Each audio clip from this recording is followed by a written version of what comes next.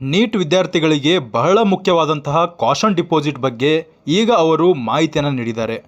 ಈ ಮಾಹಿತಿಯನ್ನು ಎಲ್ಲರೂ ಕೂಡ ನೋಡಬೇಕಾಗ್ತದೆ. ಕೇವಲ ಚಾಯ್ಸ್ 2 ಅನ್ನು ತೆಗೆದುಕೊಂಡವರಿಗೆ ಮಾತ್ರವಲ್ಲ, ಎಲ್ಲರೂ ಕೂಡ ಈ ಒಂದು ವಿಡಿಯೋನ ನೋಡಬೇಕಾಗ್ತದೆ. ಯಾಕಂದರೆ KE ಅವರು ಈ ವರ್ಷ ಮೆಡಿಕಲ್ ಸೀಟ್ಗೆ ಅಷ್ಟೊಂದು ಡಿಮ್ಯಾಂಡ್ ಹೆಚ್ಚಿಗೆ ಆಗಿರೋದ್ರಿಂದ ಅದಕ್ಕೆ ಬಹಳಷ್ಟು ಡಿಮ್ಯಾಂಡ್ ಇರುವಂತಹ ಕೋರ್ಸಿಗೆ ಅವರು ಬಹಳ ಅಮೌಂಟನ್ನು ಈ ವರ್ಷ ಕಾಷನ್ ಡಿಪಾಸಿಟ್ ಆಗಿ ಇಡ್ತಾ ಇದ್ದಾರೆ. ಅದರ ಬಗ್ಗೆ ನಾನು ಪೂರ್ತಿಯಾದಂಥ ಮಾಹಿತಿಯನ್ನು ಕೊಡಲಿದ್ದೇನೆ. ಈಗ ಮೊದಲನೇ ಪಾಯಿಂಟನ್ನು ಅಂಡರ್ಸ್ಟ್ಯಾಂಡ್ ಮಾಡ್ಕೊಳ್ಳೋಣ. ಈಗ ನಮಗೆ ಮೆಡಿಕಲ್ ಸೀಟ್ G ಕ್ಯಾಟಗರಿಯಲ್ಲಿ ಫಸ್ಟ್ ರೌಂಡಲ್ಲಿ ಸಿಕ್ಕಿದೆ. ಅಂದರೆ ಏನು? G ಕ್ಯಾಟಗರಿ ಅಂದರೆ GM ಕ್ಯಾಟಗರಿ, SCG ಕ್ಯಾಟಗರಿ, ಈ ರೀತಿ ಎಲ್ಲ ಕ್ಯಾಟಗರಿಗಳು 2AG category, 3AG category, 3BG ಕ್ಯಾಟಗರಿಗಳು, ಈ ರೀತಿಯ ಕ್ಯಾಟಗರಿಗಳಲ್ಲಿ ನಮಗೆ ಮೆಡಿಕಲ್ ಸೀಟ್ ಅಲಾಟ್ ಆಗಿದೆ. ಮತ್ತು ನಾವು ಚಾಯ್ಸ್ 2 ಅನ್ನು ತೊಗೊಂಡಿದ್ದೇವೆ. ಇನ್ನೊಂದು ಬಾರಿ ಹೇಳ್ತೇನೆ ನೋಡಿ, ನನಗೆ MBBS ಕಾಲೇಜ್ ಸಿಕ್ಕಿದೆ G ಕ್ಯಾಟಗರಿಯಲ್ಲಿ ಮತ್ತು ಚಾಯ್ಸ್ 2 ಅನ್ನು ತೊಗೊಂಡಿದ್ದೇನೆ. ಅಥವಾ ನಾವು ಚಾಯ್ಸ್ 2 ಅನ್ನು ಡೆಂಟಲ್ಗೆ, ಹೋಮಿಯೋಪತಿ ಕೋರ್ಸ್ಗಳಿಗೆ ತೊಗೊಂಡಿದ್ದೇವೆ. ಅಂತಹ ಟೈಮಲ್ಲಿ ನಾವು ಏನು ಮಾಡಬೇಕಂದ್ರೆ ಕೋರ್ಸ್ ಫೀಸನ್ನು ಫುಲ್ಲಾಗಿ ಪೇ ಮಾಡಬೇಕು.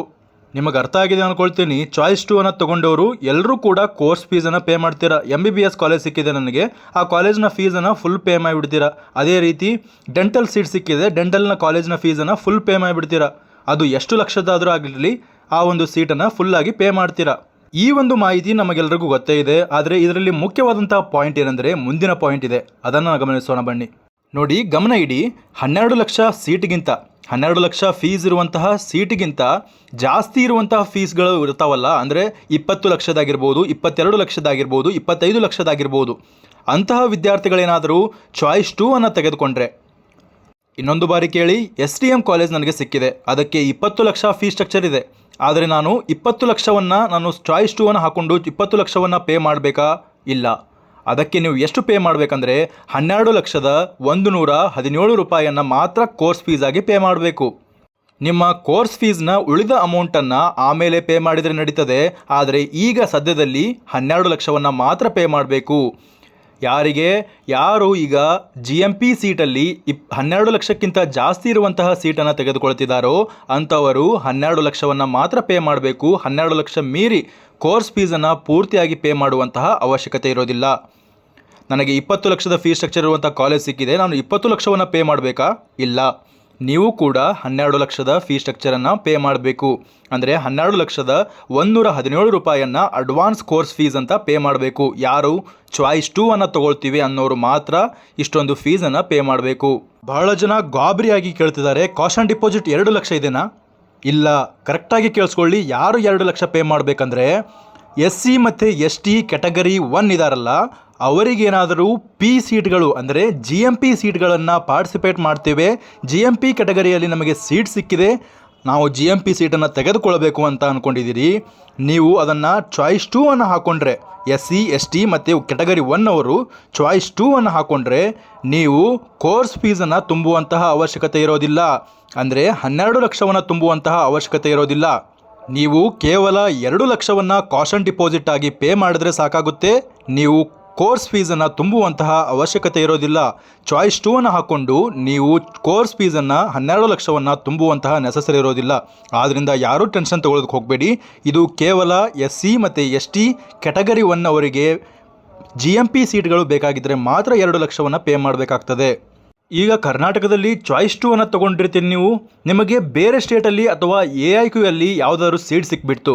ಆವಾಗ ಕರ್ನಾಟಕದ ಸೀಟನ್ನು ಕ್ಯಾನ್ಸಲ್ ಮಾಡ್ಕೊಳ್ಬೇಕಂದ್ರೆ ನೀವು ಸೆಕೆಂಡ್ ರೌಂಡ್ನ ಫೈನಲ್ ರಿಸಲ್ಟ್ನ ಮುಂಚೆಯೇ ನೀವು ಏನು ಮಾಡಬೇಕು, ಇದನ್ನು ಸೀಟನ್ನು ಕ್ಯಾನ್ಸಲ್ ಮಾಡ್ಕೊಳ್ಬೇಕು. ನೀವು ಸೀಟನ್ನು ಕ್ಯಾನ್ಸಲ್ ಮಾಡಿಕೊಂಡ್ರೆ ಏನಾಗುತ್ತಂದರೆ ನೀವು ತುಂಬಿರುವಂತಹ 12 ಲಕ್ಷ ಆಗಿರ್ಬೋದು, ನೀವು ತುಂಬಿರುವಂತಹ 2 ಲಕ್ಷ ಆಗಿರ್ಬೋದು, ಅದನ್ನು ಏನು ಮಾಡ್ತಾರಂದರೆ ಟ್ರಾನ್ಸ್ಫರ್ ಮಾಡ್ತಾರೆ. ಅದರ್ ಸ್ಟೇಟ್ನ ಕಾಲೇಜ್ಗೆ ಟ್ರಾನ್ಸ್ಫರ್ ಮಾಡ್ತಾರೆ ಅಥವಾ ಆಲ್ ಇಂಡಿಯಾ ಕೋಟಾಗೆ ಟ್ರಾನ್ಸ್ಫರ್ ಮಾಡ್ತಾರೆ. ಹಾಗೆ ನೀವು ತುಂಬಿರುವಂತಹ ಕಾಷನ್ ಡಿಪಾಸಿಟ್ 2 ಲಕ್ಷ ಇರ್ತದಲ್ಲ, ಅದನ್ನು ಕೂಡ ಟ್ರಾನ್ಸ್ಫರ್ ಮಾಡ್ತಾರೆ. ಯಾರಿಗೆ ಅಂದರೆ ಕೇವಲ SC ST ಮತ್ತು ಕ್ಯಾಟಗರಿ 1 ಅವರು GMP ಸೀಟ್ಗಳನ್ನು ಪಾರ್ಟಿಸಿಪೇಟ್ ಮಾಡ್ತೀವಿ ಅನ್ನೋರು ಮಾತ್ರ ಈ ಒಂದು ವಿಷಯ ಸಂಬಂಧಪಟ್ಟಿರುತ್ತದೆ. ಆದರೆ ಬಹು ಮುಖ್ಯವಾದಂತಹ ಪಾಯಿಂಟ್ ಏನೆಂದರೆ, ನೀವು KEಯ ಸೆಕೆಂಡ್ ರೌಂಡ್ ಬಿಟ್ಟ ನಂತರ ನೀವು ಆಲ್ ಇಂಡಿಯಾ ಕೋಟಾದಲ್ಲಿ ನನಗೆ ಸೀಟ್ ಸಿಕ್ಕಿದೆ, ಸ್ಟೇಟಲ್ಲಿ ಸೀಟ್ ಸಿಕ್ಕಿದೆ, ಆವಾಗ ನಾನು ಹೋಗಿ ಕ್ಯಾನ್ಸಲ್ ಮಾಡ್ಕೊಳ್ತೇನೆ ಅಂದರೆ, if candidate wants to cancel the KA seat in spite of getting the medical seat in AIQ and other state, the entire advance course fees will be forfeited. ಅಂದರೆ ನೀವು ತುಂಬಿರುವಂತಹ 12 ಲಕ್ಷ ಆಗಿರ್ಬೋದು, ನೀವು ತುಂಬಿರುವಂತಹ 2 ಲಕ್ಷ ಆಗಿರ್ಬೋದು, ಪೂರ್ತಿ ಫಾರ್ಫಿಟ್ ಆಗ್ತದೆ. ಕೇವಲ SC/ST ಮತ್ತು ಕ್ಯಾಟಗರಿ 1 ಅವರಿಗೆ ಹೇಳ್ತಾ ಇರೋದು. ಯಾರು ಪ್ರೈವೇಟ್ ಸೀಟನ್ನು ತೆಗೆದುಕೊಳ್ತೀರಿ, ಚಾಯ್ಸ್ 2 ಅನ್ನು ಹಾಕಿರ್ತೀರಿ, ಅಂತವರು ಕರ್ನಾಟಕದ ಸೆಕೆಂಡ್ ರೌಂಡ್ ರಿಸಲ್ಟ್ ಬರೋಕ್ಕಿಂತ ಮುಂಚೆನೇ ನೀವು ಆ ಒಂದು ಕಾರ್ಯವನ್ನು ಮಾಡಬೇಕಾಗ್ತದೆ. ಇದರಿಂದ ನಮಗೆ ಏನು ತಿಳಿಯುತ್ತೆ ಅಂದರೆ, ನಮ್ಮ ಕರ್ನಾಟಕದ ಕೌನ್ಸಿಲಿಂಗ್ ರಿಸಲ್ಟ್ ಸೆಕೆಂಡ್ ರೌಂಡ್ದು ಆಲ್ ಇಂಡಿಯಾ ರಿಸಲ್ಟ್ ನಂತರ ಬಿಡ್ತಾರೆ. ಆಲ್ ಇಂಡಿಯಾ ರಿಸಲ್ಟನ್ನು ನೋಡಿಕೊಂಡು ನಾವು ಕರ್ನಾಟಕದಲ್ಲಿ ಸೀಟನ್ನು ಕ್ಯಾನ್ಸಲ್ ಮಾಡಿಕೊಳ್ಳುವಂತಹ ಯೋಚನೆಯನ್ನು ಮಾಡಬೇಕು. ಆವಾಗ ಮಾತ್ರ ನೀವು ತುಂಬಿರುವಂತಹ 12 ಲಕ್ಷ, ನೀವು ತುಂಬಿರುವಂತಹ 2 ಲಕ್ಷವನ್ನು ನಿಮಗೆ ವಾಪಸ್ ಕೊಡ್ತಾರೆ. ಇಲ್ಲವಾದರೆ ನೀವು ಏನಾದರೂ ಅದನ್ನು ನಾನು KEA ಸೀಟನ್ನು ಕ್ಯಾನ್ಸಲ್ ಮಾಡ್ಕೊಳ್ತೀನಿ ಅಂತ ಹೋದರೆ ನೀವು ತುಂಬಿರುವಂಥ 12 ಲಕ್ಷವೂ ಹೋಗ್ತದೆ, ನೀವು ತುಂಬಿರುವಂತಹ 2 ಲಕ್ಷವನ್ನು ಕೂಡ ಕಳ್ಕೊಳ್ಬೇಕಾಗ್ತದೆ. ಇನ್ನೊಂದು ಬಾರಿ ಹೇಳ್ತಾ ಇದ್ದೇನೆ, ಇದು ಕೇವಲ SC/ST ಮತ್ತು ಕ್ಯಾಟಗರಿ 1 ಅವರು GMP ಸೀಟ್ಗಳನ್ನು ತೆಗೆದುಕೊಳ್ಳುವವರಿಗೆ ಮಾತ್ರವಾಗಿರ್ತದೆ. ಆದ್ದರಿಂದ ಯಾರೂ ಕೂಡ ಟೆನ್ಷನ್ ತಗೊಳ್ಳೋದಕ್ಕೆ ಹೋಗಬೇಡಿ. ಈಗ ನಿಮಗೆ ಕರ್ನಾಟಕದಲ್ಲಿ ಒಂದು ಸೀಟ್ ಸಿಕ್ಕಿದೆ G ಕ್ಯಾಟಗರಿಯಲ್ಲಿ, ಅವಾಗ ಚಾಯ್ಸ್ 2 ಅನ್ನು ತೊಗೊಂಡಿರ್ತೀರಾ. ಅದನಂತರ ಆಲ್ ಇಂಡಿಯಾದಲ್ಲೂ ಸೀಟ್ ಸಿಕ್ಕಿದೆ ಅಥವಾ ಅದರ್ ಸ್ಟೇಟ್ನಲ್ಲೂ ಸೀಟ್ ಸಿಕ್ಕಿದೆ. ಆವಾಗ ನೀವು ಏನಾದರೂ ಅಡ್ಮಿಷನನ್ನು ಅಲ್ಲಿಯೂ ತೊಗೊಳ್ಳಿಲ್ಲ, KEಗೆ ಬಂದು ನಾವು ಸೀಟನ್ನು ಕ್ಯಾನ್ಸಲ್ ಮಾಡ್ಕೊಳ್ತೀವಿ ಅಂತ ಬಂದರೆ ನೀವು ತುಂಬಿರುವಂತಹ 2 ಲಕ್ಷ ಆಗಿರ್ಬೋದು, ಅಷ್ಟೇ ಅಲ್ಲದೆ ಕೋರ್ಸ್ ಫೀಸ್ ಆಗಿರ್ಬೋದು, ಎಲ್ಲವನ್ನು ಕಳ್ಕೊಳ್ಬೇಕಾಗ್ತದೆ. ನಿಮ್ಗೆ ಅರ್ಥ ಆಗಿದೆ ಅಂದ್ಕೊಳ್ತೀನಿ. ನನಗೆ ಆಲ್ ಇಂಡಿಯಾ ಸೀಟು ಬೇಡ, ನನಗೆ ಕರ್ನಾಟಕದ ಸೀಟು ಬೇಡ. ಅಂತಹ ಟೈಮಲ್ಲಿ ನೀವು ಏನಾದರೂ ಕರ್ನಾಟಕದ ಸೀಟು ಬೇಡ ಅಂತ ನಾವು ಬಂದರೆ, ಆಲ್ ಇಂಡಿಯಾದಲ್ಲಿ ನಿಮಗೆ ಸೀಟ್ ಬೇಡ ಅಂತ ನೀವು ಅಂದ್ಕೊಂಡ್ರೆ, ಎರಡೂ ಕಡೆ ಬೇಡ ಅಂತ ಅಂದ್ಕೊಂಡು ನಾನು ಮುಂದಿನ ವರ್ಷ ತಯಾರು ಮಾಡ್ಕೊಳ್ತೇನೆ ಅಂತ ಅಂದ್ಕೊಂಡ್ರೆ, ಖಂಡಿತವಾಗಿ ನೀವು ಇಲ್ಲಿ ತುಂಬಿರುವಂತಹ ಕೋರ್ಸ್ ಫೀಸ್ ಮತ್ತು 2 ಲಕ್ಷವನ್ನು ಕಳ್ಕೊಳ್ಬೇಕಾಗ್ತದೆ. ನೀವೇನಾದರೂ SC/ST ಮತ್ತು ಕ್ಯಾಟಗರಿ 1 ಅವರಾಗಿದ್ದರೆ, ಇಲ್ಲಿಯ ತನಕ ವಿಡಿಯೋನ ನೋಡಿದರೆ ನಿಮಗೆ ಈ ನೋಟಿಫಿಕೇಷನಿಂದ ಸ್ವಲ್ಪವಾದರೂ ಮಾಹಿತಿ ಸಿಕ್ಕಿರ್ತದೆ. ಆದರೆ ಬೇರೆ ಕ್ಯಾಟಗರಿಯವರು ಇಲ್ಲಿಯೇ ಈ ವಿಡಿಯೋನ ಸ್ಕಿಪ್ ಮಾಡಿ. ನಾನು ಇಲ್ಲಿ ಹೇಳಿರುವುದು ಕೇವಲ SC/ST ಮತ್ತು ಕ್ಯಾಟಗರಿ 1 ಅವರು GMP ಸೀಟ್ಗಳನ್ನು ತೆಗೆದುಕೊಳ್ಳೋರಿಗೆ ಮಾತ್ರ ಸಂಬಂಧಪಟ್ಟಿರ್ತದೆ. ಆದ್ದರಿಂದ 2 ಲಕ್ಷ ಕಾಷನ್ ಡಿಪಾಸಿಟ್ ಅನ್ನೋದು ನೀವು ತಲೆಯಿಂದ ತೆಗೆದುಹಾಕಿ. ಇದು ಕೇವಲ SC/ST ಮತ್ತು ಕ್ಯಾಟಗರಿ 1 ಅವರು GMP ಸೀಟ್ಗಳನ್ನು ತೆಗೆದುಕೊಳ್ಳುವಾಗ ಮಾತ್ರ ಈ ಒಂದು ಕಾಷನ್ ಡಿಪಾಸಿಟ್ ಅವರಿಗೆ ಸಂಬಂಧಪಟ್ಟಿರ್ತದೆ. ಆದರೆ ಉಳಿದ ಕ್ಯಾಟಗರಿಗಳಿಗೆ ಯಾವ ಒಂದು ಕಾಷನ್ ಡಿಪಾಸಿಟನ್ನು ಪೇ ಮಾಡಬೇಕು ಎನ್ನುವುದು ಅವರು ಇನ್ನೂವರೆಗೂ ನೋಟಿಫಿಕೇಷನನ್ನು ಬಿಟ್ಟಿಲ್ಲ. ನೋಟಿಫಿಕೇಷನ್ ಬಿಟ್ಟ ಮೇಲೆ ನಾನು ಈ ಒಂದು ವಿಡಿಯೋವನ್ನು ಮಾಡಿ ಇದೇ ಚಾನಲಲ್ಲಿ ಅಪ್ಲೋಡ್ ಮಾಡಲಿದ್ದೇನೆ. ಅಲ್ಲಿಯವರೆಗೂ ವೇಟ್ ಮಾಡಿ. ಈ ರೀತಿ ಸೆಕೆಂಡ್ ರೌಂಡ್ನ ಸೀಟನ್ನು ಕ್ಯಾನ್ಸಲ್ ಮಾಡ್ಕೊಳ್ತೀನಿ, ಆಲ್ ಇಂಡಿಯಾದಲ್ಲೂ ನಾನು ಸೀಟನ್ನು ತೆಗೆದುಕೊಳ್ಳೋದಿಲ್ಲ, ಬೇರೆ ಸ್ಟೇಟಲ್ಲೂ ಸೀಟನ್ನು ತೆಗೆದುಕೊಳ್ಳೋದಿಲ್ಲ, ಸೆಕೆಂಡ್ ರೌಂಡ್ನ ಸೀಟನ್ನು ಫಾರ್ಫಿಟ್ ಮಾಡಿಕೊಂಡು ನಾನು ಸೀಟನ್ನು ಕ್ಯಾನ್ಸಲ್ ಮಾಡ್ಕೊಳ್ತೀನಿ ಅಂತ ಏನಾದರೂ KEಗೆ ಹೋದರೆ ನೀವು ಏನು ಮಾಡಬೇಕಾಗುತ್ತಂದರೆ, ಮುಂದಿನ ಯಾವುದೇ ಕೌನ್ಸಿಲಿಂಗಲ್ಲಿ ನೆಕ್ಸ್ಟ್ ರೌಂಡ್ಗೆ ಪಾರ್ಟಿಸಿಪೇಟ್ ಮಾಡೋದಕ್ಕಾಗಲ್ಲ.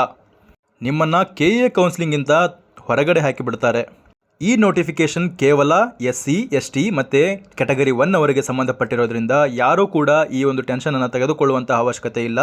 ಕಾಷನ್ ಡಿಪಾಸಿಟ್ನ ಬಗ್ಗೆ ಇನ್ನೂ ಪೂರ್ತಿಯಾದಂಥ ಮಾಹಿತಿಯನ್ನು KEA ಕೊಟ್ಟಿರೋದಿಲ್ಲ. ಇದು ಕೇವಲ 12 ಲಕ್ಷದ ಫೀ ಸ್ಟ್ರಕ್ಚರ್ ಮತ್ತು 12 ಲಕ್ಷದಕ್ಕಿಂತ ಹೆಚ್ಚಿನ ಫೀ ಸ್ಟ್ರಕ್ಚರ್ ಹೊಂದಿರುವಂತಹ ಕಾಲೇಜಲ್ಲಿ ಸೀಟ್ ತೆಗೆದುಕೊಳ್ಳುವಂತಹ SC/ST ಮತ್ತು ಕ್ಯಾಟಗರಿ 1 ಅವರಿಗೆ ಮಾತ್ರ ಸಂಬಂಧಪಟ್ಟಿರ್ತದೆ.